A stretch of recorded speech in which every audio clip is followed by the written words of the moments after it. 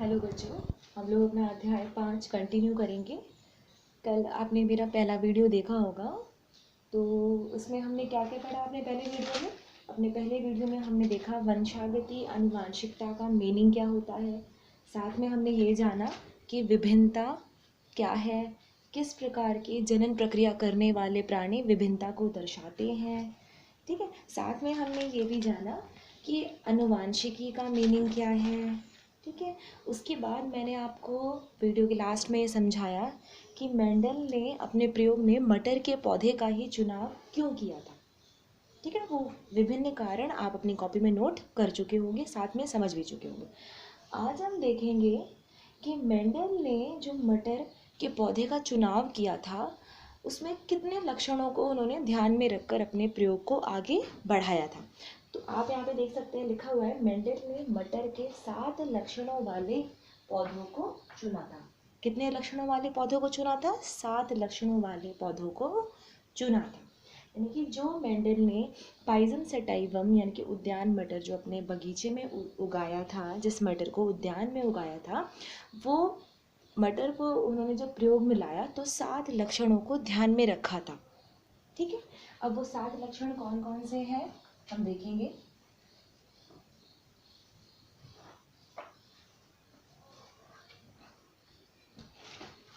सात लक्षणों की अगर हम बात करें बच्चों,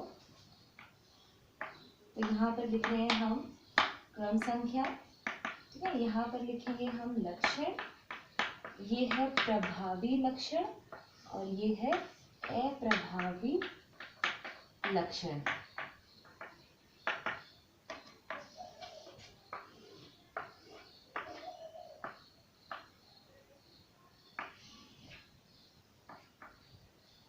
ठीक है, तो यहाँ पर मैं आपको वो 7 लक्षणों के बारे में बताऊंगी। उससे पहले आपको पता होना चाहिए कि मैंने यहाँ पर ये क्या लिखा। ये है क्रम संख्या 1 2 3। यहाँ मैं लक्षणों के नाम लिखूंगी। अब उन लक्षणों में से कुछ लक्षण जो थे वो थे प्रभावी। मैंने शॉर्ट में लिखा है, इसका मतलब है प्रभावी लक्षण और इसका मतलब है अप्रभावी लक्षण। प्रभावी लक्षण का मतलब क्या होता है? डोमिनेटिंग नेचर, जो अपना असर दिखाते थे, जो वास्तव में जो लक्षण नज़र आते थे, ठीक है, उन्हें कहते हैं प्रभावी।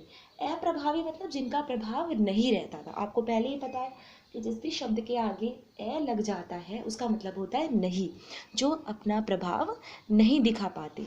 ठीक है, किसके मुकाबले? इन लक्षणों के मुकाबले। तो यहाँ पर लक्षणों की 2 कैटेगरी बनाई गई है, एक है प्रभावी लक्षण और दूसरा है अप्रभावी लक्षण। अब हम देखते हैं कि वो कौन कौन से लक्षण थे। सबसे पहला जो लक्षण उन्होंने देखा था मेंडल ने, वो था पौधे की लंबाई। क्या थी वो? पौधे की लंबाई। इसमें जो प्रभावी लक्षण था वो था लंबा। ठीक है, और ये जो अप्रभावी था उसे हम बौना भी कह सकते हैं और उसे हम छोटा भी नाम दे सकते हैं। अगर हम दूसरे लक्षण की बात करें तो वो था बीज की आकृति। बीज की आकृति। ठीक है, तो बीज की जो आकृति थी, प्रभावी लक्षण थी गोल और ये थी आपकी झुर्रीदार। ऐसे ही अगर हम बात करें तीसरे लक्षण की तो वो था बीज का रंग, बीज का कलर जो था। तो बीज का जो कलर था वो प्रभावी लक्षण था पीला और अप्रभावी था हरा। ठीक है, ऐसे ही अगर हम चौथे लक्षण की बात करें तो वो है पुष्प की स्थिति, यानी कि पुष्प की क्या स्थिति थी। तो जो पुष्प की स्थिति थी उनमें जो प्रभावी लक्षण माना गया था वो था कक्षस्थ, कक्षस्थ और ये था अग्रस्थ। कक्षस्थ का मतलब होता है एक्सियल पोजीशन, यानी कि जो ऊपर होता है। पुष्प अगर जो ऊपर की ओर उगे हुए होते हैं उन्हें कहते हैं कक्षस्थ स्थिति, और अगर वो नीचे की ओर पौधे में उगे हुए होते हैं, यानी कि पुष्प अगर नीचे की ओर उगे हुए होते हैं तो उन्हें कहते हैं अग्रस्थ। अगर हम पांचवें लक्षण की बात करें, ठीक है, तो पांचवा लक्षण जो था वो था पुष्प का रंग। तो पुष्प का जो रंग था प्रभावी लक्षण में वो था बैंगनी और जो अप्रभावी था वो था सफेद। यानी कि बैंगनी तो प्रभावी लक्षण था और सफेद जो था वो कैसा था? अप्रभावी था। अगला है फली का रंग। फली का मतलब यहाँ पर जो मटर का छिलका होता है उसका जो रंग था हरा, प्रभावी था, और जो पीला था वो था अप्रभावी। जो लास्ट था वो था फली की आकृति।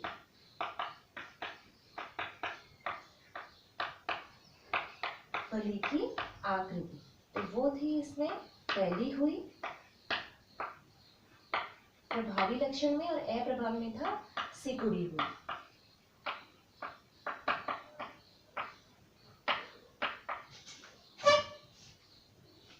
ठीक है बच्चों, तो यहाँ पर आपकी जो हेडिंग है वो है मेंडल के मटर के पौधे के 7 लक्षण। ठीक है, तो ये आपकी हेडिंग है, मेंडल के मटर के पौधे के 7 लक्षण।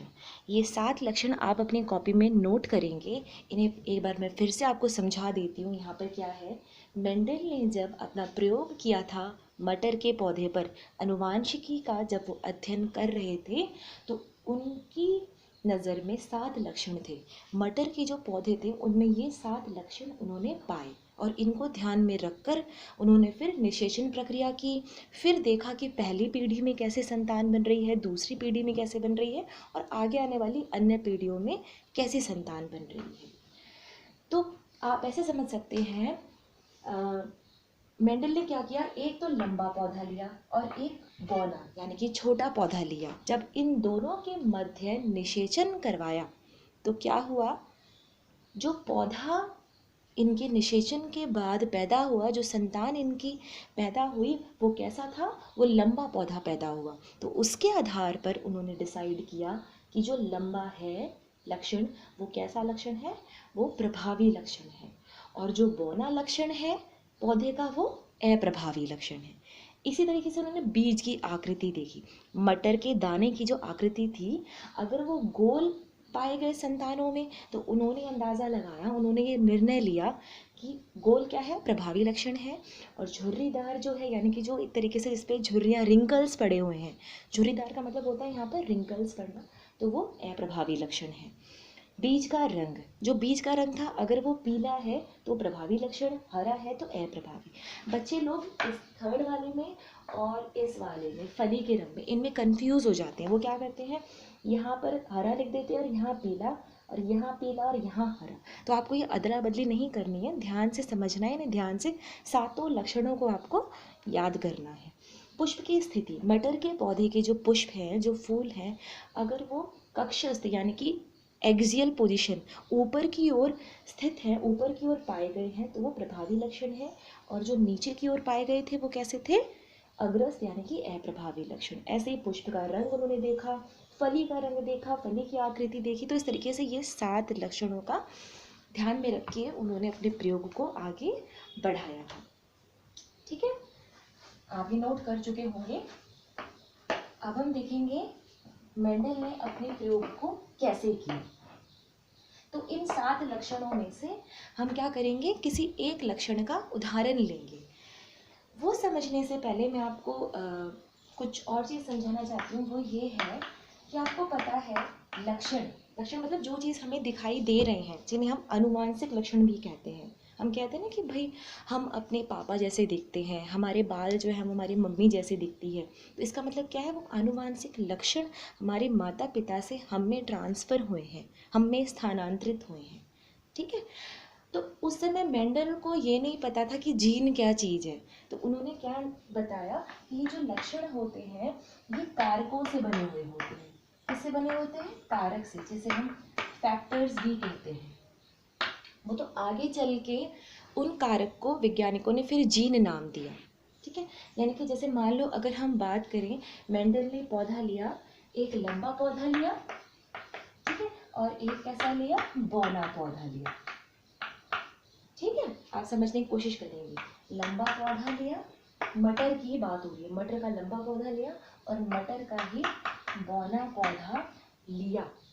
तो इसे हम आनुवांशिक तौर पर लक्षणों के आधार पर कैसे दर्शाएंगे।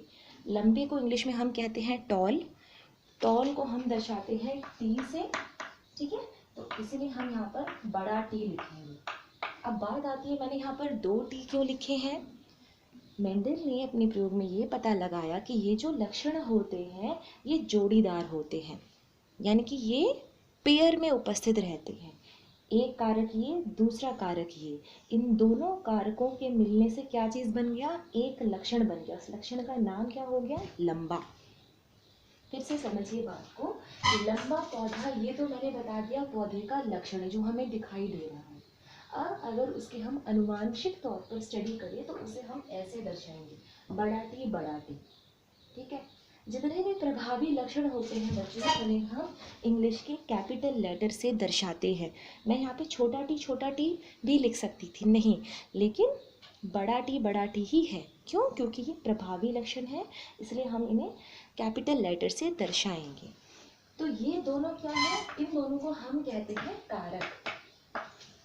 और वास्तव में ये क्या है, ये जीन ही है, लेकिन मेंडल को उस समय नहीं पता था जीन के बारे में, तो उन्होंने उसे कारक नाम दे दिया। और ये दोनों कारक मिलकर क्या बनाते हैं, एलील बनाते हैं। क्या बनाते हैं, एलील। तो आप यूँ कह सकते हैं कि एक एलील के अंतर्गत 2 जीन आते हैं, या फिर एक एलील के अंतर्गत 2 कारक आते हैं। आगे बात समझ में। तो आपको ऐसे समझना है कि जो लक्षण होते हैं वो 2 कारक से बने हुए होते हैं। ठीक है, 2 कारक। मैंने यहाँ पर लंबा पौधा लिखने के नीचे मैंने यहाँ पर सिर्फ 1 टी नहीं लिखा, मैंने यहाँ पर 2 टी लिखे हैं, क्योंकि ये पेयर में उपस्थित होते हैं। ठीक है, ये चीज़ आपको मैं बताना चाह रही थी कि लक्षण जो हैं वो कारक से बने हुए होते हैं, और उन 2 कारकों को अगर एक है उपस्थित, ठीक है, एक को तो हम सिंपली, अगर मैंने ये लिखा तो ये एक कारक है, अब मैंने ये 2 लिखे तो इनको मैं एलील भी कहती हूँ। क्या कह सकते हैं इसे, हम एलील भी नाम दे सकते हैं। ठीक है, अगली चीज़ हम देखेंगे मेंडल ने कैसे कैसे अपने प्रयोग को अंजाम दिया था इन लक्षणों को ध्यान में रखते हुए। तो जो अगला है टॉपिक वो है मेंडल के प्रयोग। मेंडल के प्रयोग में सबसे पहले उन्होंने एक संकर संकरण किया। मेंडल ने सर्वप्रथम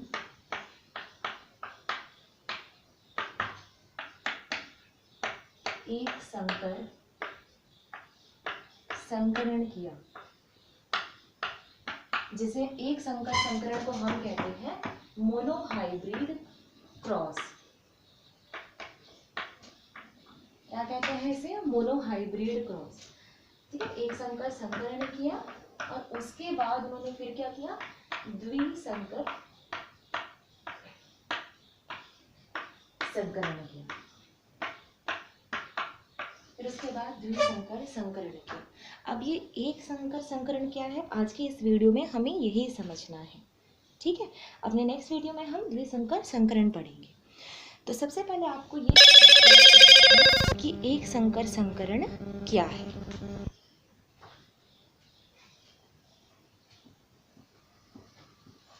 एक संकर संकरण का मतलब होता है कि इसमें सिर्फ एक लक्षण वाले पौधे को हमने लिया है।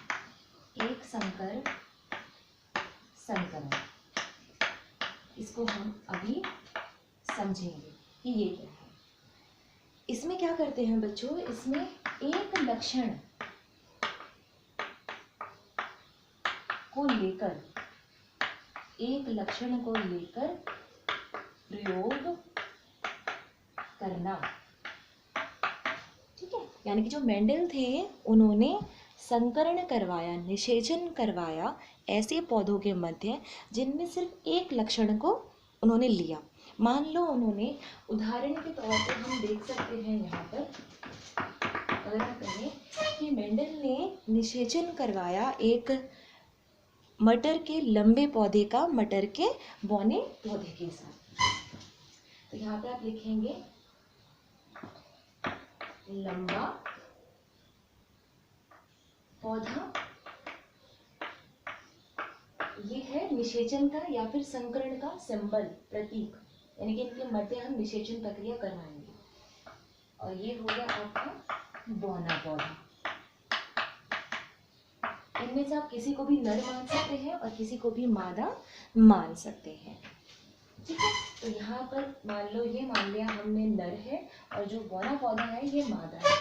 आपको मैंने 11th क्लास में भी समझाया था, नर को दर्शाने के लिए हम इस तरीके के प्रतीक का इस्तेमाल करते हैं और मादा को दर्शाने के लिए हम इस तरीके के प्रतीक का इस्तेमाल करते हैं। तो ये इनको हम कह सकते हैं कि ये जनक है, ये दोनों ही जनक हैं, लंबा पौधा और बौना पौधा। अब इनको अगर हम अनुवांशिकी तौर पे दर्शाएं तो आपको मैंने अभी थोड़ी देर पहले समझाया कि इन लक्षणों को हम इस तरीके के कारक से दर्शाते हैं। बड़ा टी, क्यों मैंने टी लिया, क्योंकि लंबे को इंग्लिश में कहते हैं टॉल, तो इसलिए टॉल का मैंने टी लिया। अब इन्हीं अल्फ़ाबेट को ही हम छोटे रूप में बौने पौधे के प्रतीक के रूप में इस्तेमाल करेंगे। हम यहाँ पर ये नहीं कि बौने को ड्वार्फ कहते हैं तो हम बड़ा डी या छोटा डी ले देंगे, वैसे ले सकते हैं, लेकिन वो बस समझने में दिक्कत आती है, तो हम इसी का ही इस्तेमाल करेंगे। तो इसलिए हमने बौना पौधे का यहाँ पर क्या लिख दिया, छोटा टी। इतनी बात समझ में आ गई आपको। इन दोनों के मध्य निषेचन प्रक्रिया संपन्न कराई जाएगी। अब क्या होगा इनमें, इनमें अर्धसूत्री विभाजन संपन्न होगा, यानी कि अर्धसूत्री विभाजन होगा। तो क्या होगा, ये युग्मक बनाएंगे। आपको पता है कि अर्धसूत्री विभाजन में क्या होता है जब युग्मक बनते हैं। पहले यहाँ पर क्रोमोसोम की संख्या, अगर हम मनुष्य के संदर्भ में बात करें, जैसे 46 है, तो आपको पता है अर्धसूत्री विभाजन के बाद जो युग्मक होते हैं उनमें कितने गुणसूत्र आ जाते हैं, 23 आ जाते हैं। तो मान लो यहाँ पर अगर x है गुणसूत्रों की संख्या, तो अब अर्धसूत्री विभाजन के बाद यहाँ पर x/2 हो जाएगा, यानी कि आधा आधा बंटवारा हो जाता है। तो यहाँ पर आप लिख सकते हैं ये युग्मक बन गए। ऐसे ही मादा में भी हुआ, इनमें भी क्या हुआ, छोटा टी। अब इन युग्मकों के मध्य निषेचन प्रक्रिया हो गई। एक एक करके ध्यान से हम यहाँ पे देखेंगे। पहले इस बड़े टी का ही इन दो के साथ संकरण करवाएंगे। संकरण को मैं फिर से कह रही हूँ, निषेचन ही है, आप इनमें कंफ्यूज नहीं होंगे। संकरण और निषेचन का मतलब ये होता है मिलाना, हाइब्रिड बनाना, ठीक है। तो अब इस बड़े टी को इस छोटे टी के साथ जोड़ा तो ये बन गया बड़ा टी, छोटा टी। फिर इस बड़े टी का इस दूसरे टी के साथ किया तो ये भी बन गया बड़ा टी, छोटा टी। ऐसे इसके साथ किया, दूसरे वाले बड़े टी को लिया तो ये बन गया बड़ा टी, छोटा टी।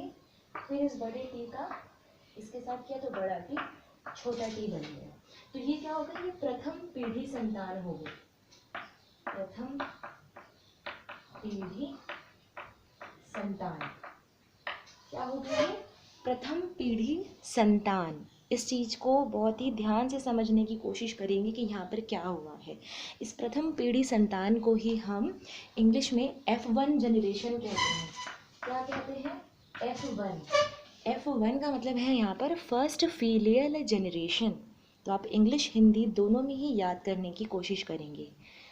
प्रथम पीढ़ी संतान यानी कि पहली पीढ़ी की जितनी संतानें उत्पन्न हुई हैं, 4 संतानें उत्पन्न हुई हैं, वो कौन कौन सी हैं, कैसे बनी हैं। फिर से यहाँ पे ध्यान देंगे। मटर का लंबा पौधा लिया, उसका संकरण करवाया बौने पौधे के साथ। अनुवांशिकी तौर पर उन्हें इन प्रतीकों से दर्शाते हैं, बड़ा टी, छोटा टी। ठीक है। अब क्या हुआ, अब इनमें अर्धसूत्री विभाजन हुआ तो ये अलग हो गए, सेपरेट हो गए, 2 युग्मक बन गए क्योंकि ये 2 थे, बड़ा टी। ऐसे ही इसमें भी अर्धसूत्री विभाजन हुआ तो ये भी छोटा टी। अब क्या हुआ, यहाँ पर बड़े टी को छोटे टी के साथ मिलाया। ठीक है, बड़े टी को छोटे टी के साथ मिलाया तो बड़ा टी, छोटा टी बन गया। फिर बड़े टी को छोटे टी के साथ मिलाया तो बड़ा टी, छोटा टी। ऐसे इसको भी फिर इन दोनों के साथ बारी बारी से निषेचन करवाया। मैं इसको यहाँ ऊपर फिर से बना देती हूँ, आपको और क्लियरली नजर आ जाएगा कि यहाँ पर वास्तव में हुआ क्या है। ये नर के गैमेट है, गैमेट मतलब युग्मक है, और ये वाले मादा के युग्मक है। तो पहले इसका निषेचन इसके साथ करवाया, इसका मिलान इसके साथ करवाया तो ये बन गया बड़ा टी, छोटा टी। फिर इसका, इसी को ही हम लेंगे, इसको हम अब इसके साथ करवाएंगे, बड़ा टी, छोटा टी। फिर इसको इसको लेंगे, इसके साथ करवाया बड़ा टी छोटा टी, फिर इसका इसके साथ करवाया बड़ा टी छोटा टी करवाया। ठीक है, इस तरीके से ये वाली चीज मैंने यहाँ पर कर दी है, कंफ्यूज नहीं होंगे, ये मैंने चीज यहाँ पर लिख दी है ताकि आपको ऊपर अच्छे से दिखाई दे जाए सारी चीज।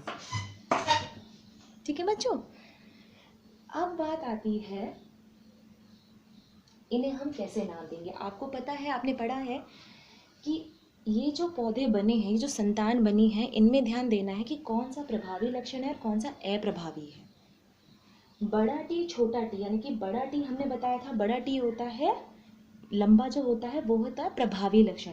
इसीलिए ये जो पौधा है इसको हम कहेंगे कि ये लंबा पौधा है, क्योंकि इसका असर नहीं दिखाई देगा। जो पौधा हमारे पास आया है वो बड़ा ही है, लेकिन अब इसे हम कहेंगे संकर लंबा। संकर लंबा क्यों कहा? क्योंकि यहाँ पर मिलावट है। आपको याद होगा, इसको भी हम लंबा पौधा ही कहते हैं, लेकिन अगर इसका हम पूरा नाम पढ़ें तो इसको हम कहेंगे शुद्ध लंबा। शुद्ध लंबा क्यों? क्योंकि यहाँ पर दोनों टी बिल्कुल बराबर है, यहाँ पर छोटा टी नहीं, कोई मिलावट नहीं है यहाँ पर। लेकिन अगर ये लिखा है तब भी इस पौधे का नाम क्या है? लंबा ही पौधा होगा वो। पर यहाँ पर छोटा टी भी है, भले वो अप्रभावी है, लेकिन पौधे का नाम लंबा ही कहलाया जाएगा, क्योंकि इन दोनों में आपको वो लक्षणों वाला चार्ट अगर आप फिर से देखिए अपनी कॉपी में, जो आपने अभी थोड़ी देर पहले बनाया है, उसमें देखा है कि बड़ा टी लंबा है, छोटा टी बौना है, तो इनमें प्रभावी लक्षण ही लंबा माना गया है, इसलिए इस पौधे का नाम लंबा पड़ेगा। लेकिन अगर इसके हम पूरा नाम क्या रखें तो इसे हम कहेंगे संकर लंबा। ठीक है, ये संकर है और ये शुद्ध है, इसे समझने की कोशिश करेंगे। इसे शुद्ध क्यों कहा है? क्योंकि यहाँ पर छोटा टी नहीं है, यहाँ पर दोनों ही बड़े टी हैं। ठीक है बच्चों, तो इसीलिए हमने यहाँ पर लिखा है संकर लंबा, या फिर आप यहाँ पे लंबा पौधा भी लिखेंगे तो भी गलत नहीं है वो। ऐसे ये वाला जो पौधा बनेगा वो भी कैसा बनेगा? लंबा, क्योंकि यहाँ पे बड़ा टी है। जहाँ पर भी बड़ी चीज नजर आ जाएगी तो वहाँ पर प्रभावी लक्षण है। ये वाला भी आपका लंबा पौधा हो गया और ये वाला भी लंबा पौधा हो गया। तो इस तरीके से हमें ये पता चला कि जो फर्स्ट जनरेशन की संतानें थी, फर्स्ट फीमेल जनरेशन जो थी, प्रथम पीढ़ी की जितनी भी संतानें थी, ये सब कैसी थी? लंबी पाई गई। ठीक है, बच्चे लोग इसमें कंफ्यूज हो जाते हैं कि ये कैसे हुआ, इसलिए मैंने नीचे से यहाँ पर आपको बना के दिखाया है। इन्हें बहुत अच्छे से समझने की कोशिश करना। एक दूसरा तरीका और है जिससे आप ये बना सकते हैं, वो कैसे है? वो इस तरीके से है, पनेट स्क्वायर कहते हैं ऐसे। ठीक है, पनेट वर्ग। इसमें होता क्या है, एक तरफ तो आप नर दिखाते हैं, इधर की तरफ नर के युग्मक लिख देंगे और इधर की तरफ आप मादा युग्मक लिख देंगे। नर के युग्मक ये थे आपके बड़ा टी, मादा के युग्मक थे आपके छोटा टी। अब यहाँ पर इनको आप देखेंगे निषेचन के बाद कैसे इनकी संतानें उत्पन्न हो रही हैं। इसका इसके साथ करवाया, बड़ा टी छोटा टी। अब इसका इसके साथ करवाया, जो जिसके सामने मिल रहा है, बड़ा टी छोटा टी। ऐसे इसका इसके साथ करवाएंगे, बड़ा टी छोटा टी। ऐसे इसका इसके साथ करवाएंगे। ठीक है, तो ये सेम चीज आप ऐसे भी निकाल सकते हैं जैसे मैंने ऐसे बना के दिखाया है, चाहे आप इस तरीके से भी इसे हल कर सकते हैं। एक ही हम देख सकते हैं, संतानें सेम वैसे ही है जैसे मैंने यहाँ पर ऐसे लिखी हुई है। ठीक है, नाम आपको समझ में आ गया होगा। लंबा पौधा क्यों कहा गया है? लंबा पौधा इसलिए कहा गया है क्योंकि बड़ा टी जो है वो प्रभावी लक्षण है। ठीक है, तो यहाँ पर छोटे टी का जो प्रभाव है वो छुप जाता है, वो कम हो जाता है। ठीक है, क्योंकि उस पर हावी कौन हो गया है? डोमिनेंट कौन हो गया है? यहाँ पर बड़ा टी डोमिनेंट है, इसलिए यहाँ पर सबके नाम क्या है? लंबा पौधा, लंबा पौधा, लंबा पौधा, लंबा पौधा। तो इस तरीके से ये प्रथम पीढ़ी की संतानें आई। तो जो प्रथम पीढ़ी की संतानें जो आई बच्चों, इसको ध्यान में रखते हुए मेंडल ने 3 नियम दिए थे। मेंडल ने कितने नियम दिए थे? मेंडल ने 3 नियम प्रस्तुत किए थे।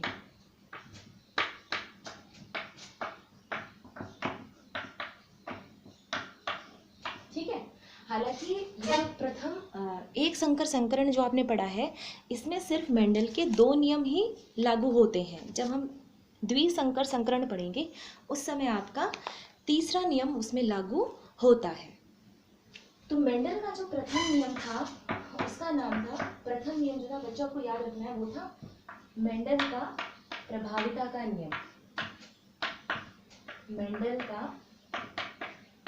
प्रभाविता का नियम। मैं फिर से आपको बता रही हूँ, ये अभी हमने एक संकर संकरण पढ़ा है। एक मतलब एक लक्षण के मध्य ही हमने यहाँ पर संकरण प्रक्रिया करवाई है। हमने दो लक्षण नहीं लिए। हमने ऐसा नहीं लिया कि मान लो हमने बीज की आकृति भी ले ली और लंबा पौधा भी ले लिया, उनके मध्य हम संकरण करवा रहे हैं, नहीं। यहाँ पर सिर्फ हमने एक लक्षण लिया। वो कौन सा लक्षण लिया? हमने लंबा पौधा लिया यहाँ पर मटर का। तो सबसे पहला जो नियम था मेंडल का, वो था मेंडल का प्रभाविता का नियम। इसमें क्या है, इसमें नाम में ही है प्रभाविता का नियम कि जो संतानें बनेगी अंत में, उन पर कौन से लक्षण दिखाई देंगे? प्रभावी लक्षण ही दिखाई देंगे, और जो अप्रभावी लक्षण थे वो किसी भी हालत में नजर नहीं आएंगे। तो आप ये देख सकते हो, यहाँ पर भी एग्जाम में आपसे पूछा जाता है, बोर्ड एग्जाम में काफ़ी इंपॉर्टेंट होता है ये कि मेंडल के सभी नियमों का उदाहरण सहित वर्णन कीजिए। तब आप क्या करेंगे? मेंडल का प्रभाविता का प्रथम नियम आप लिखेंगे। उस समय आप इस तरीके से, जैसे मैंने आपको एक संकर संकरण समझाना शुरू किया, यहाँ तक पूरा आप समझाएंगे कि लास्ट में हम देखते हैं जब प्रथम पीढ़ी की संतानें जो बनती हैं, उनमें क्या देखा गया कि प्रभावी लक्षण लंबा ही नज़र आया है। यहाँ पर कोई छोटा पौधा आपको नज़र नहीं आ रहा है। तो इसका जो स्टेटमेंट है वो आप अब नोट कर लीजिए। मेंडल का प्रभाविता का नियम मैं यहाँ ऊपर आपको नोट करवा रही हूँ। इस नियम के अनुसार, इस नियम के अनुसार प्रभावी लक्षण का जीन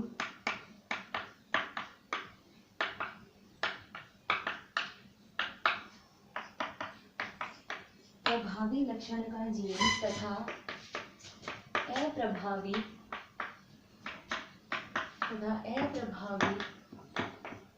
लक्षण का जीन जब साथ में उपस्थित रहते हैं, जब साथ में उपस्थित रहते हैं तो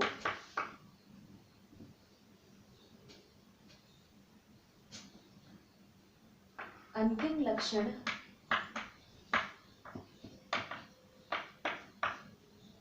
केवल प्रभावी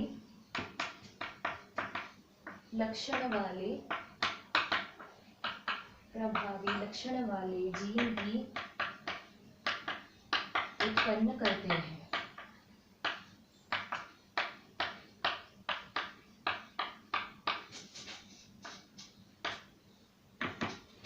इस नियम को फिर से ध्यान से देखेंगे। यहाँ पर क्या है, इस नियम के अनुसार प्रभावी लक्षण का जीन तथा अप्रभावी लक्षण का जीन जब साथ में उपस्थित रहते हैं, यानी कि बड़ा टी और छोटा टी जब साथ में उपस्थित रहते हैं, तो जो अंतिम लक्षण हमें जो दिखाई दे रहा है पौधे में, वो हमें किसका असर ज़्यादा नज़र आ रहा है? प्रभावी लक्षण ही हमें अंत में नज़र आएगा। इस स्टेटमेंट का मतलब ये है, इस नियम के अंतर्गत मेंडल द्वारा ये बात कही गई थी। अगला जो नियम था मेंडल का था, वो था मेंडल का पृथक्करण का नियम। जो दूसरा नियम था वो था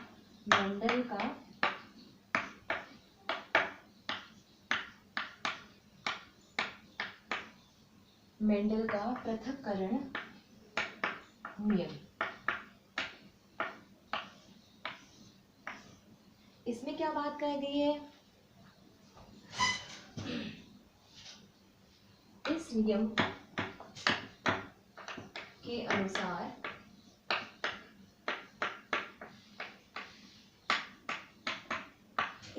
अनुसार किसी भी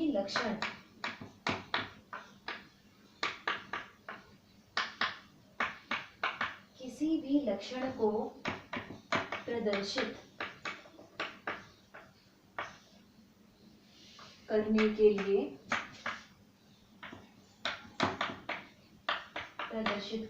लिए जो जीन कारक उत्तरदायी होता है, उत्तरदायी होता है, वह युग्मक निर्माण के समय, वह युग्मक निर्माण के समय आधा आधा हो जाता है। ठीक है बच्चों, तो इस नियम को एक बार फिर से समझेंगे। मेंडल का पृथक्करण का नियम, इसमें मेंडल द्वारा क्या बात कही गई है कि इस नियम के अनुसार किसी भी लक्षण को प्रदर्शित करने के लिए जो जीन उत्तरदायी होता है वो युग्मक निर्माण के समय आधा आधा हो जाता है। यानी कि जब बड़ा टी छोटा टी के साथ संकरण प्रक्रिया हुई तो युग्मक निर्माण के समय क्या हो गए, वो अलग अलग हो गए। आपने देखा था, मैं यहाँ पर इसे मिटा रही हूँ, थोड़ा सा आप नोट कर चुके होंगे। क्या हुआ था, ये नर के लक्षण हैं, जीन है, और ये मादा के लक्षण है। क्या हुआ था, जब युग्मक का निर्माण हुआ था तो ये क्या थे, ये अलग अलग हो गए थे। बड़ा टी यानी कि आधा आधा में बंटवारा हो गया था। ऐसे ही मादा में भी से यही बात हुई, छोटा टी में अलग अलग बट गए थे। ठीक है, अब क्या हुआ था, आपने देखा था कि प्रथम पीढ़ी संतान जो बनी थी लंबे पौधे और बौने पौधे के संकरण के बाद, वो कौन कौन सी बनी थी। प्रथम पीढ़ी की संतानें कौन कौन सी थी, वो थी आपकी, ये थी आपकी। तो अब मेंडल जी के दिमाग में बात आई कि भाई ऐसी क्या बात है कि जो पौधे उत्पन्न हुए, बड़े पौधे और लंबे पौधे और बौने पौधे के संकरण कराने के बाद वो सब लंबे ही क्यों पैदा हुए। क्या बात हुई कि जो अप्रभावी लक्षण दिखाई नहीं दिया, कोई भी पौधा बौना क्यों नहीं हुआ, ऐसी क्या बात रह गई। तो उन्होंने अपने प्रयोग को आगे बढ़ाया।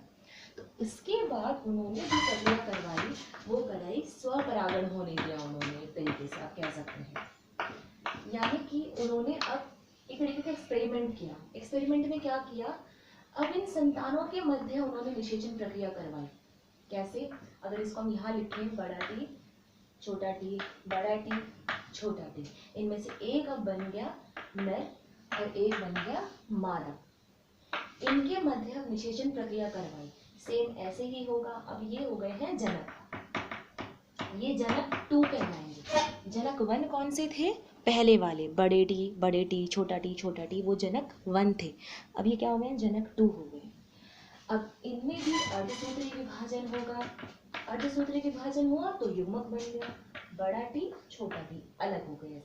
ऐसे ये भी बन गया, बड़ा टी छोटा टी अलग हो गए।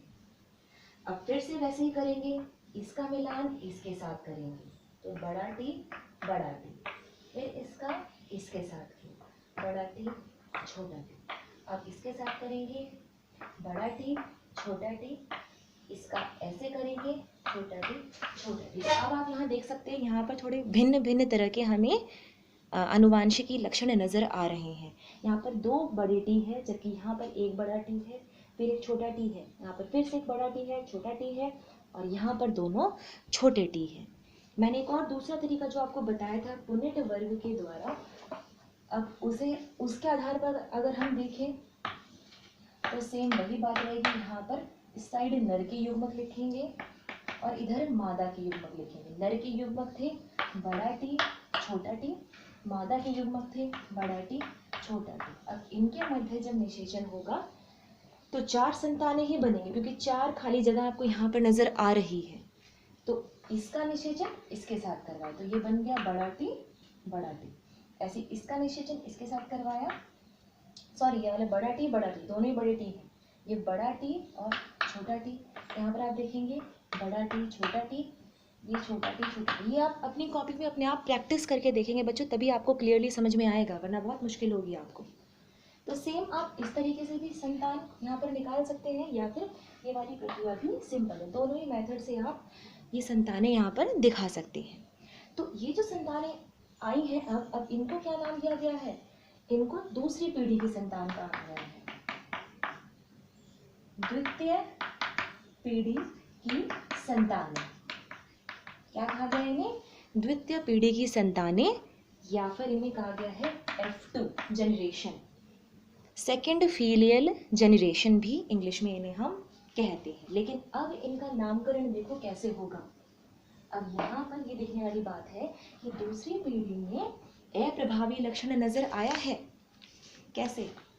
सबसे पहले सारी संतानों को यहाँ ऐसे लिख दो क्रम में, बड़ा टी, फिर ये बड़ा टी छोटा टी, फिर यहाँ पे लिख दिया बड़ा टी छोटा टी, फिर यहाँ पे लिख दिया छोटा टी। ये कैसा पौधा हो गया? ये हो गया आपका शुद्ध लंबा। शुद्ध, मैं फिर से बता रही हूँ शुद्ध, क्योंकि दोनों यहाँ पर एक जैसे हैं। ये वाला कैसा हो गया आपका? संकर लंबा। ये वाला कैसा हो गया आपका? संकर लंबा। ये वाला कैसा हो गया आपका? शुद्ध बौना। तो यहाँ पर आप देख सकते हैं कि अप्रभावी लक्षण, एक छोटा पौधा भी अब बना है। दूसरी पीढ़ी की जो संतानें आई हैं उसमें अप्रभावी लक्षण भी नजर आया हुआ है। यहाँ पर ये मैंने यहाँ पर बौना लिखा है वर्ड। ठीक है बच्चों, तो ये आपको पता चल गया कि दूसरी पीढ़ी में आते आते अप्रभावी लक्षण भी अब नजर आने लगा है। अब जो बच्चों यहाँ पे ध्यान रखने वाली बात ये है, अगर इसको हम एक दूसरे तरीके से देखें, दो चीज यहाँ पे, दो शब्द और नए आ रहे हैं आपके, मैं यहीं पे लिखूंगी। एक होता है लक्षण प्रारूप अनुपात, लक्षण प्रारूप अनुपात, ठीक है, और एक होता है आपका जीन प्रारूप अनुपात। लक्षण प्रारूप अनुपात को हम कहते हैं ठीक है, और जीन प्रारूप अनुपात को हम लोग लक्षण प्रारूप अनुपात को हम लोग कहते हैं फिनोटाइपिक अनुपात, जो हमें दिखाई देता है, और जीन प्रारूप अनुपात को हम कहते हैं जीनोटाइपिक रेशियो। ठीक है, अब ये है क्या चीज़? बात ये आती है, अब यहाँ पर आपको देखना है लक्षण प्रारूप अनुपात, यानी कि जो चीज़ हमें दिखाई दे रही है, ठीक है, यहाँ पर कोई अंदर की बात नहीं है, कोई आंतरिक, कोई जीन की बात नहीं है। हमें ये नज़र आ रहा है लक्षण कि भाई ये लंबा है या छोटा है, झुर्रीदार है या फिर गोल आकृति के बीज हैं, पुष्प बैंगनी है या फिर सफ़ेद है। तो जो चीज़ हमें नज़र आती है उनके मध्य जब अनुपात निकाला जाता है तो उसे कहते हैं लक्षण प्रारूप अनुपात। तो अगर इससे मैं आपको कहूँ कि लक्षण प्रारूप अनुपात क्या होगा, तो यहाँ पर आप इन्हें ध्यान देंगे, ये जो नाम हमने लिखे हैं, आपको सिंपली यहाँ पे देखना है कि कितने लंबे पौधे हैं और कितने बौने पौधे बने हैं। तो यहाँ पर आप देख सकते हैं लंबे पौधे हैं, ये वाला, ये वाला, ये वाला, क्योंकि सब में बड़ा टी मौजूद है, इसलिए यहाँ पर 3 लंबे पौधे हैं और 1 बौना पौधा है। भले यहाँ पर हमने शुद्ध, संकर ऐसे शब्द लिखे, लेकिन हैं तो ये सब लंबे पौधे है ना। तो हमें यहाँ पर क्लियरली इस बात को देखना है कि जो हमें चीज़ें नज़र आ रही हैं। तो इसलिए लक्षण प्रारूप अनुपात जो हो जाएगा वो हो जाएगा 3:1। 3 तो लंबे पौधे हैं और 1 कैसा है? बौना पौधा है। अब हम बात करते हैं यहाँ पर जीन प्रारूप। अब हमें इन चीज़ों को नहीं देखना, अब हमें इस तरीके के प्रतीक को देख के अनुपात निकालना है। बड़ा टी क्या इसके जैसे और है? नहीं है, तो इसलिए यहाँ पर हमने पहले लिख दिया 1। बड़ा टी छोटा टी, ये दोनों एक जैसे नजर आ रहे हैं, इनकी संख्या कितनी है? 2, तो यहाँ पर हमने लिख दिया 1:2। छोटा टी क्या इसके जैसे और कोई हमें प्रतीक नजर आ रहे हैं? नहीं आ रहे हैं, तो इसलिए हमने यहाँ पर लिख दिया 1। तो जो जीन प्रारूप अनुपात था वो कितना आ गया हमारा? 1:2:1 आ गया। तो इन चीज़ों को फिर से ध्यान देंगे। लक्षण प्रारूप अनुपात, लक्षण जहाँ पर शब्द है वहाँ पर हमें सिंपली देखना है कि कितने पौधे लंबे हैं, कितने बौने हैं। ठीक है, तो लंबे यहाँ पर 3 हैं और 1 बौना है। अब जहाँ पर जीन की बात हो रही है तो हमें यहाँ चीज़ ना देखे, इधर प्रतीकों को देखना। क्या इसके जैसे और कोई प्रतीक है? नहीं, ये अकेला है, इसलिए बड़ा टी का हमने 1 अनुपात लिख दिया। ये हाँ भाई दोनों एक जैसे हैं तो इसलिए इनकी 2 संख्या यहाँ 2 लिख दिया। यहाँ छोटा टी तो ये भी 1 हो गया, तो ये 1:2:1 हो गया। ठीक है बच्चों, अपने अगले वीडियो में हम पढ़ेंगे द्विसंकर क्रॉस के बारे में। मैं फिर से आपको बता रही हूँ, लक्षण प्रारूप अनुपात को लक्षण प्रारूप अनुपात को हम कहते हैं फिनोटाइपिक रेशियो। क्या कहते हैं? Phenotypic ratio. ये कितना हो गया हमारा? 3:1। और जीन प्रारूप अनुपात कितना हो गया? ये इसे हम कहते हैं जीनोटाइपिक रेशियो।